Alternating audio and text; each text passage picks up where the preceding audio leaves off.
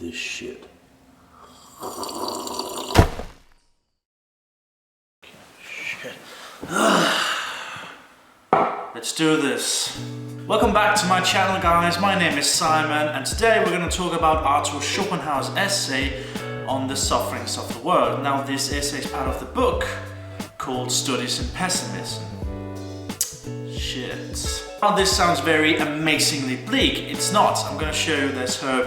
It's all kindness and loving fun stuff. Don't worry, stay put. First of all, Schopenhauer makes the claim that pain and suffering is actually the rule and not the overwhelming surprise that we take it to be. He goes on to say that evil is actually positive in character, and goes on to say that, good is actually very negative in character. Now, in order to understand this, we must look at things a bit differently than you're used to. Because when you think about positive, you think about something being happy, it's being jovial, it's being, good in a sense. However, in the philosophical sense, positive means that it adds something to the mix. And negative, on the other hand, means that it takes something away. So evil is actually positive because it makes its own presence felt. You can feel evil either physically on your body or mentally in your mind. And good is actually negative because it takes something away. What does it take away? Suffering. And Schopenhauer actually proceeds with this essay in comparing the life of man, the life of a human being, to the life of a wild animal, the life of the brutes. Happiness and misery manifest themselves thusly. When it comes to happiness, it's bodily pleasure. And when it comes to misery, it's actually, bodily pain. And in this regard, man, fucking hell. And in this regard, man and brute are the same. However, man is blessed with or condemned to having reflection. He can think, she can think. With our minds, we are actually able to condense and be able to store pleasures and sorrows that we've experienced in the past, called memories. And this brings about more pain because this means that due to our memories, there are huge fluctuations in our moods. Because memories do that. Schopenhauer says, and I don't think this is correct, that the brute always suffers for the first time. It isn't able to store memories or to remember things, but I think modern science proves him wrong, and human beings do something else that the brute cannot. We add things in order to get more pleasure, to maximize our overall well-being. This being tobacco, this being alcohol, this being drugs. All of these things increase pleasure.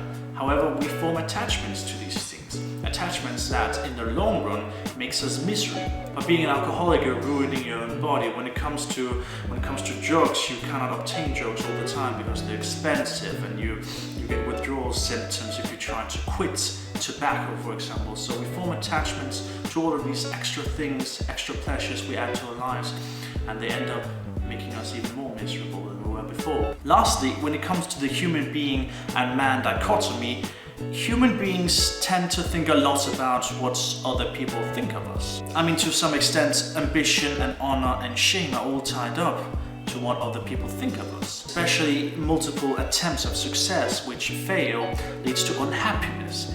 And in the way that our society is structured right now, you are bound to end up with a lot of losers. And another interesting argument that Schopenhauer brings about is actually the one where people say that life has equal parts pain and equal parts pleasure. And in response to this argument, Schopenhauer says that, try being an animal eating another animal, and then try being the animal being eaten.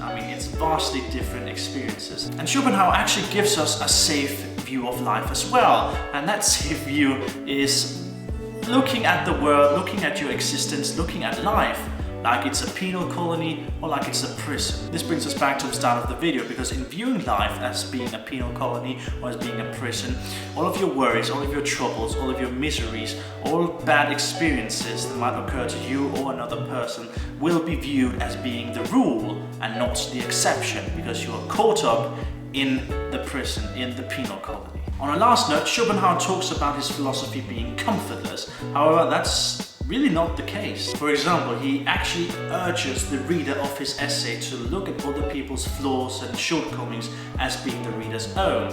We all share these flaws and shortcomings. They are embedded into human nature, because during the right circumstances we would have the same shortcomings and flaws. So if another man is an alcoholic and you are not an alcoholic, during the right circumstances, you know, when it comes to your genes, when it comes to how you grew up, etc., etc., you may have been an alcoholic as well. So basically, Schopenhauer asks for sympathy and patience towards our fellow man. Because Schopenhauer ends the essay by saying that if you feel pessimistic, if you feel like you are better off not living at all, that feeling, that conviction should make you feel indulgent towards your fellow man or your fellow sufferer. I mean, the last thing a sufferer needs is more suffering.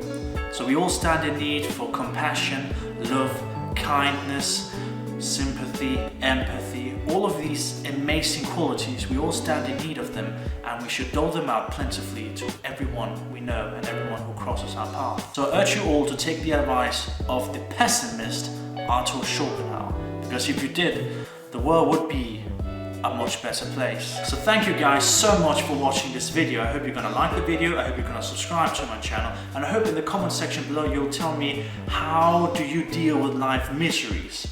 Are there some magic cure? Do you listen to your favorite song? Do you watch a nice movie? Do you go out with friends and get drunk? Do you take drugs? I mean, how do you deal with the unpleasantries of life? Please tell me in the comment section below so we can all learn from each other and all get a nice experience of our lives. My name is Simon, and this has been my existential crisis with Arthur Schopenhauer. Thank you so much for watching. Have a nice day. Cheers, guys.